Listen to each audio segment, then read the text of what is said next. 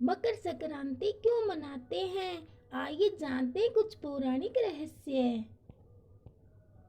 पौष मास में जब सूर्य धनु राशि को छोड़कर मकर राशि में प्रवेश करता है तब मकर संक्रांति का पर्व मनाया जाता है और सूर्य धनु राशि से मकर राशि में प्रवेश करता है, इसलिए इसे मकर संक्रांति के नाम से जाना जाता है।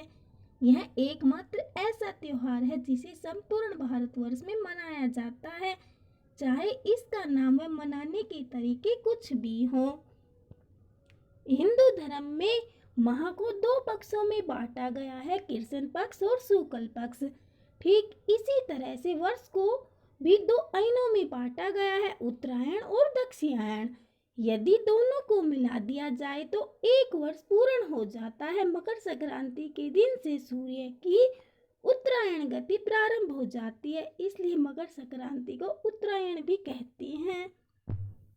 हिंदू धर्म की मान्यताओं के अनुसार इस दिन भगवान विष्णु ने असुरों का अंत कर उनके सिरों को मंदार पर्वत में दबाकर युद्ध समाप्ति की घोषणा की थी, इसलिए इस मकर संक्रांति के दिन को बुराइयों और नकारात्मकता को समाप्त करने का दिन भी मानते हैं।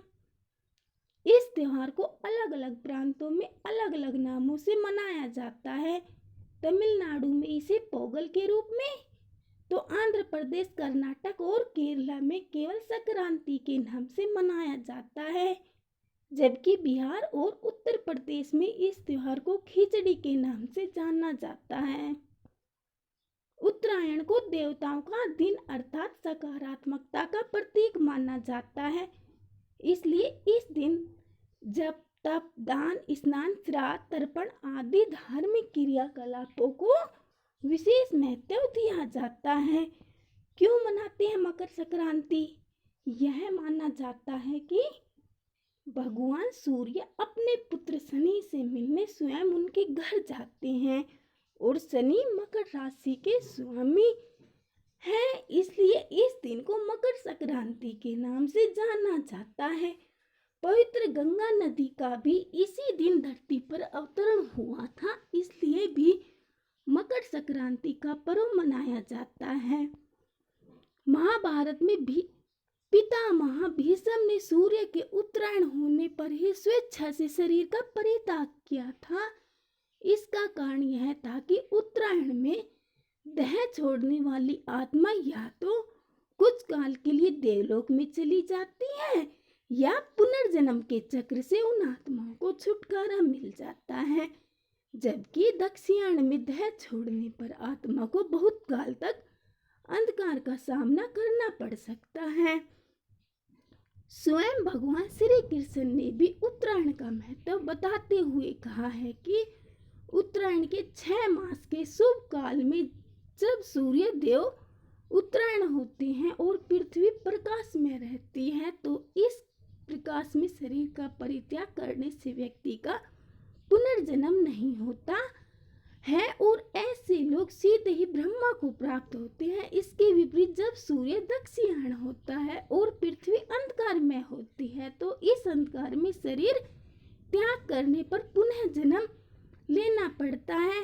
अनेक स्थानों पर इस त्योहार पर पतंग उड़ाने की परंपरा प्रचलित है। लोग दिन भर अपनी छतों पर पतंग उड़ाकर हर्ष उल्लास के साथ इस उत्सव का मजा लेते हैं। विशेष रूप से पतंग उड़ाने की प्रतियोगिता भी आयोजित की जाती है। पतंग उड़ाने के पीछे धार्मिक कारण यह है कि श्री राम ने भी पतंग उड़ाई थी। गुजरात व सौराष्ट्र में मकर संक्रांति पर कई दिनों का अवकाश रहता है और यहाँ इस दिन को भारत के किसी भी अन्य राज्य की तुलना में अधिक हर्षोल्लास से मनाया जाता है। संक्रांति और सेहत। पौष मास की सर्दी के कारण हमारा शरीर कई तरह की बीमारियों से ग्रसित हो जाता है जिसका हमें पता ही नहीं चलता और इस मौसम में त्वचा भी रूखी हो जाती है, इसलिए जब सूर्य उत्तरायण होता है तब इसकी किरणें हमारे शरीर के लिए औषधि का काम करती हैं और पतंग उड़ाते समय हमारा शरीर सीधे सूर्य की किरणों के संपर्क में आता है, जिससे अनेक शारीरिक रोग जो हम जानते ही नहीं वे स्वतः ही नष्ट हो जाते हैं।